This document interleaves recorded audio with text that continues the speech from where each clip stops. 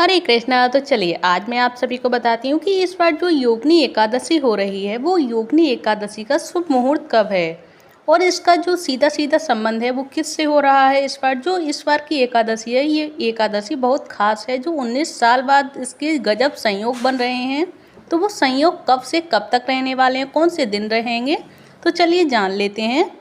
तो उत्तर भारतीय कैलेंडर के अनुसार आषाढ़ महीने के कृष्ण पक्ष में आने वाली एकादशी को योगिनी एकादशी कहते हैं और 2025 में योगिनी एकादशी 21 जून दिन शनिवार को है और योगिनी एकादशी का उत्तम मुहूर्त 4:04 से सुबह 4:44 तक रहेगा।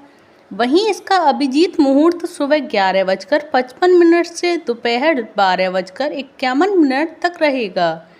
इस बार 19 साल बाद ये ग्रीष्म संक्रांति के दिन योगिनी एकादशी का शुभ संयोग बन रहा है।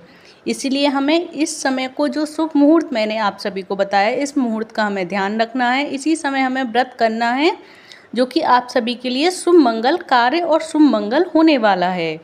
तो चलिए अब आगे जान लेते हैं योगिनी एकादशी के महत्व के बारे में, क्योंकि योगिनी एकादशी का व्रत बहुत खास माना जाता है और इस व्रत को आषाढ़ महीने के कृष्ण पक्ष की एकादशी के दिन रखा जाता है।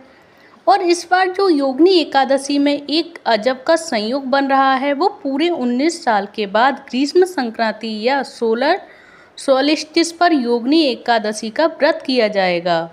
और वहीं 21 जून को साल का सबसे लंबा दिन होने वाला है। इसी दिन ही विश्व योग दिवस भी मनाया जाएगा। और योगिनी एकादशी का जो खास और शुभ संयोग है वो भी जान लीजिए, और वो खास संयोग क्यों होने वाला है, क्या रीज़न है इसका।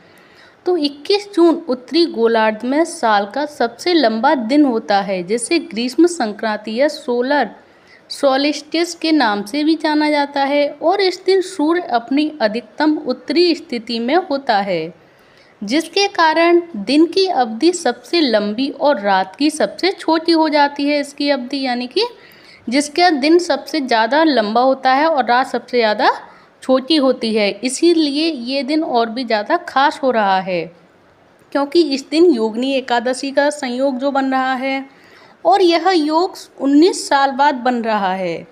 और योगिनी एकादशी और साल का जो सबसे बड़ा दिन एक ही दिन बन रहे हैं, इसीलिए इसको खास माना जा रहा है।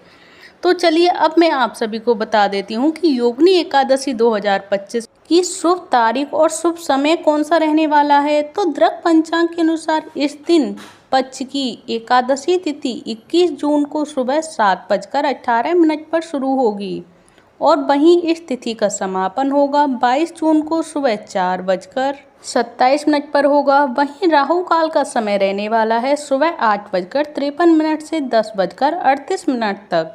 ऐसे में 21 जून को ही योगिनी एकादशी व्रत किया जाएगा और 21 जून को सूर्य जल्दी उदय होगा और देर से अस्त होगा। करीब 14 घंटे का दिन रहने वाला है। तो अब चलिए जान लेते हैं योगिनी एकादशी का क्या महत्व होता है हमारे जीवन में। तो मान्यता ये है कि इस दिन व्रत रखने से सुख समृद्धि की प्राप्ति होती है और बीमारियों के साथ ही पूर्व जन्म के पापों से भी मुक्ति प्रदान होती है। और पुराणों में योगिनी एकादशी को रोगों से दूर करने वाली सबसे प्रभावशाली तिथि भी बताया गया है, और खासकर उन लोगों के लिए जो लंबे समय से मानसिक या शारीरिक पीड़ा से जूझ रहे हैं। इस दिन भगवान विष्णु की पूजा और व्रत रखने का भी प्रावधान है और माना जाता है कि इस दिन व्रत रखने से 88,000 ब्राह्मणों को भोजन कराने से शारीरिक बंधनों से मुक्ति मिलती है और मोक्ष की प्राप्ति होती है। इसीलिए इस दिन यानी योगिनी एकादशी को खास माना जाता है। और यह व्रत मनुष्य को इंद्रियों को संयम और आत्मचिंतन की प्रेरणा देता है। और इस दिन भगवान विष्णु के साथ माता लक्ष्मी की पूजा भी अवश्य करनी चाहिए आप सभी को। और पूजा के दौरान भगवान विष्णु को मौसमी फल, पीले पुष्प और तुलसी अवश्य अर्पित करनी चाहिए। और तुलसी के पत्ते आपको एक दिन पहले ही तोड़कर रख लेने चाहिए, क्योंकि तुलसी तोड़ना एकादशी वाले दिन वर्जित होता है, क्योंकि तुलसी माता का एकादशी वाले दिन निर्जला एकादशी व्रत होता है। इसीलिए ना हमें एकादशी वाले दिन तुलसी माता को जल अर्पित करना चाहिए, ना ही तुलसी हमें तोड़नी चाहिए। ये रही सारी जानकारी एकादशी व्रत के बारे में। तो भूल कर भी ये गलती तो आप सभी को बिल्कुल नहीं करनी है कि एकादशी वाले दिन ना आपको तुलसी तोड़नी है और ना ही तुलसी माता को जल अर्पित करना है। और ये सारी जानकारी आप सभी को कैसी लगी प्लीज़ मुझे कमेंट बॉक्स में ज़रूर बताएं। अगर अच्छी लगी हो तो कमेंट बॉक्स में जय श्री हरि लिखना ना भूलें। हमेशा जपें हमेशा रटें हरे कृष्ण कृष्ण कृष्ण हरे हरे, हरे राम राम राम हरे हरे, हरे कृष्णा हरि बोल।